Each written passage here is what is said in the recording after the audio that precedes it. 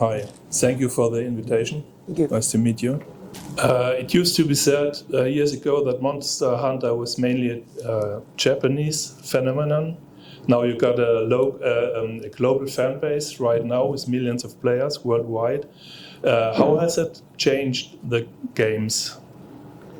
I think that the core experience of the game has always been the same throughout the history, so it's not like we fundamentally completely changed it in a way that made it break out from Japan and become a global hit. What did change was our mindset.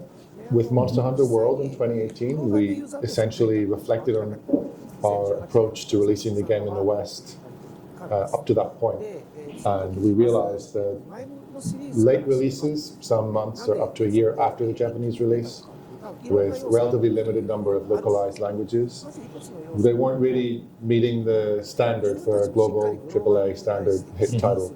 So by renewing our dedication to having a global mindset with Monster Hunter World and hitting those marks in terms of simultaneous global release date, adding more localized language to reach players in more regions, even with the same fundamental game concept, those other aspects of that title, which we had maybe somewhat been giving up on in past years because we didn't think they were achievable.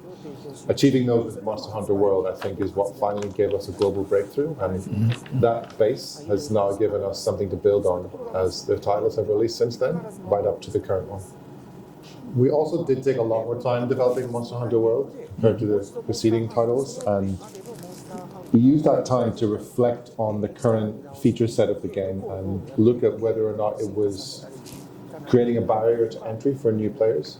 So we kind of started from zero and thought to ourselves again, okay, we want to achieve the same game concept, but all of these different aspects and features of the game, are there any of these that we can streamline and that we can make more approachable and accessible in a way that doesn't put off the existing fans, but lets new people get on board more easily? And I think that the time taken to rethink the fundamentals of Monster Hunter with Monster Hunter World in 2018 are really a key to the success of that title in the West.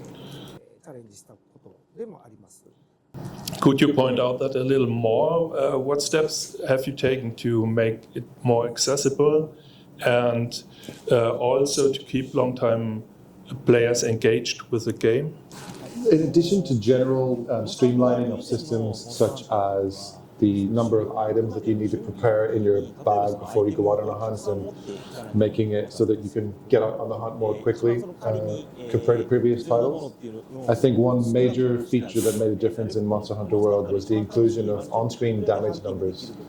In previous Monster Hunter titles, there was no on-screen visual indicator in numerical terms of how much damage you were doing.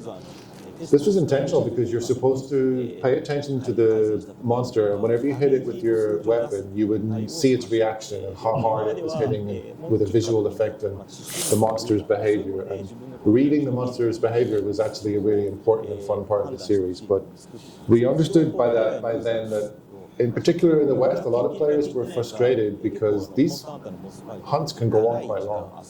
The timer on the hunt is typically 50 minutes, and if they don't understand in the short term whether or not what they're currently doing as a strategy or as an attack style is actually effective and is really causing damage to the monster, they sort of felt that the fight dragged on without them knowing where it was going.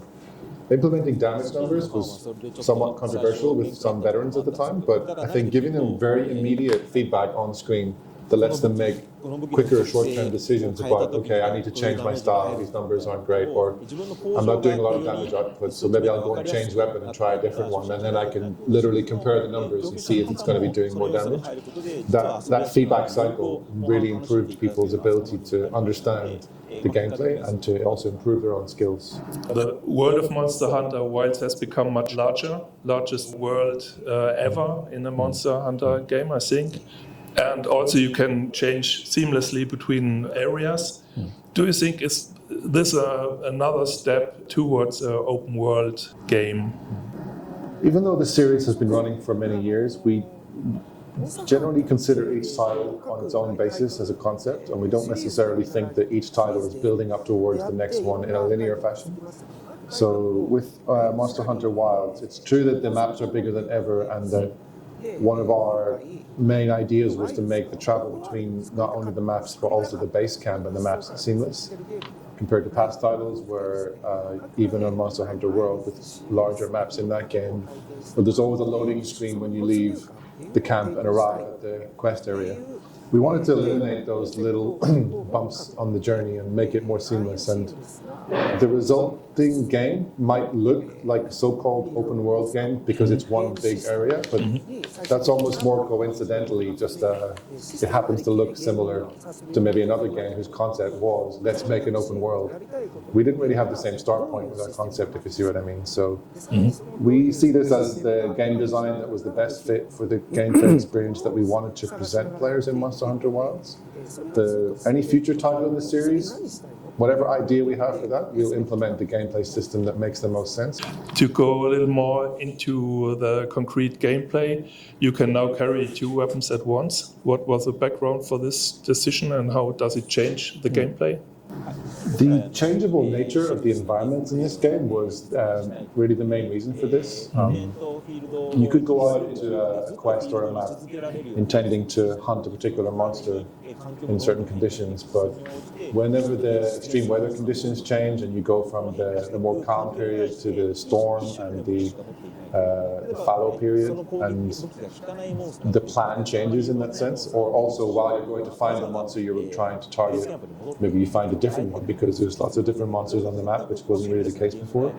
The one weapon you brought with you might no longer actually be the best one for the situation that you thought was going to happen.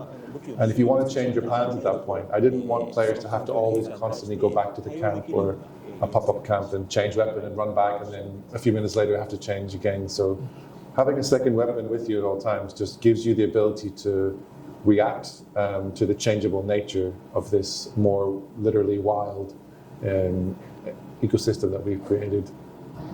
Okay, great. Thank you very much.